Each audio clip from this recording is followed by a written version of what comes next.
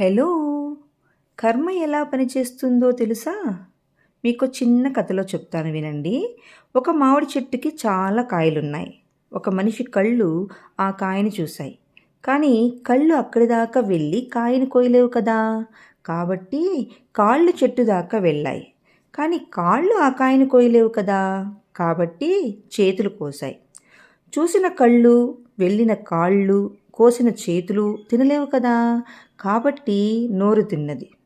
ఇది చూసిన తోటమాలి వీపు బాగా వాయగొట్టాడు. కాయని నోరు తిన్నది, కానీ దెబ్బలు మాత్రం వీపు తిన్నది. దెబ్బలు తినేసరికి కంట్లో నుంచి నీళ్ళొచ్చాయి. చివరికి ఏమయ్యింది? కాయని చూసిన కళ్ళే ఏడ్చాయన్నమాట. జీవితంలో కూడా అంతే ఫ్రెండ్స్. ఎవరి కర్మని వాళ్ళే అనుభవించాలి. అర్థమవుతోందా?